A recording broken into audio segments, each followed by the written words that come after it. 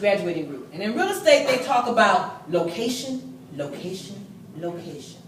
Well, in business, we talk about relationships, relationship, relationship. That's right. It is not about who you know, it's about who knows you.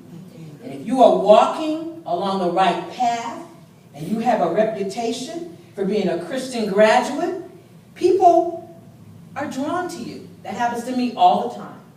They know that I went to a Christian graduate school. People are drawn to me because of that, because we have a commonality. And so relationship means everything. Let me tell you how that works. About 20 years ago, I was working in the federal government, and my husband and I had a small business, and we were trying to do business in the federal government, and everybody was doing well all across the country. There were a lot of small minority companies making money because we were in our local area doing business. The federal government came out with a dictate that said, you know what? We are going to change the way we do business and become more efficient. We're going to reinvent government. So I started looking at the regulations. I read everything I get my hands on. Somebody else said read, read, read. Harvard Business Review, Wall Street Journal, read, read, read. And I looked at that and I said, I don't understand how the federal government is going to meet their goals and go to reinventing government. I don't understand what role we're going to be able to play in that. So in all my innocence, I go to Washington, D.C. because I read in the Wall Street Journal they're having a huge hearing in a couple of weeks. Book my flight, go to Washington, walk into the room. There are what seems like thousands of people. Thousands. And the companies were coming up to the microphone. You know how they had that microphone way in the front? You got to come from way in the back. A little intimidating, right? But those of us who grew up in the church, right? From the time we were this tall, right? Get up there, baby, say your little Easter speech. So we've been talking in front of crowds for many, many, many, many years. So I go up boldly to the microphone, and I have my notes, because I don't want to get off track, because I'm from the Baptist church, you know, we really talk. And I look at, I said, you know, according to Part 52 of the FAR, Federal Acquisition Regulation, it doesn't seem to me you can do this because A, B, C. And according to Part 19 of the FAR, I'm looking down at my notes, I hear this rustling. It's the lawyers on the stage looking up those codes and regulations. I go, oh, I got them now. They weren't quite expecting this. And so what was happening, all the other individual companies were coming up and they were complaining about, I'm going to go out of business. Do I have to buy a computer?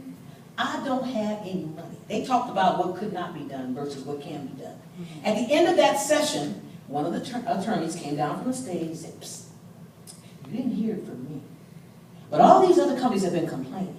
If you can really come to us with a constituency and you can talk about what the real issues are, you might be able to change this. Where are you from? I said, I'm from Southern California. He said, oh, well, you know, Maxine Waters sits on the Small Business Appropriations Committee for this very agency that's trying to do this. He said, do you know her? I said, I've had some dealings with her, yes. He said, if you would go to her and ask her to write a letter of inquiry about this very situation, I didn't even know what a letter of inquiry was. But I was bold. There you go. I go to her office. It just so happened somebody was there that I knew. You never know whether relationships are going to come in. It was Rod Wright.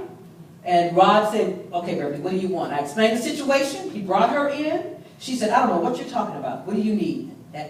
Those 3 words, letter of inquiry. I said, I need a letter of inquiry. She said, oh, okay, I can do that. Write it up for me and I'll write it. She wrote it. It stopped everything. Everything. I have a question for you. How often is God good? All the time. All the time. All the time. Stopped everything. And the government had to look at what they were trying to do. And then what happened was very, very interesting because, you know, our steps are really guided and led. We don't really do it all by ourselves. That's it. It's really not us. That's right? it. That's it. Right? And so after that time, we formed an organization. I became president of that organization, and we started going around to different federal agencies. I was going to Washington, D.C. every week. Sometimes it was $7 in my pocket. How often was that? 3,000 miles. Young and crazy, but we'd do it. Then those federal agencies started calling me and saying, you know what, we want to buy a $300,000 phone system, but if we send it out for full and open competition, we're not going to get what we want. So if you would team us with an 8A company, 8A company is a company that has a special preference within the federal government. If you team us with that company, we will, Beverly, connect you to the manufacturer. So here's what that meant. That the manufacturer couldn't sell direct to the federal government if he wanted that particular product sold. He had to go through one of these small companies. Now that's what I call being the prettiest girl in the room. All right. Okay? And when you get to be my age, it takes a little bit more hustle to be the prettiest girl in the room. And that's all right with me. That's right. Because the other stuff fades. There you This go. stays for a Come on. long time. Come on. There was a story that I heard once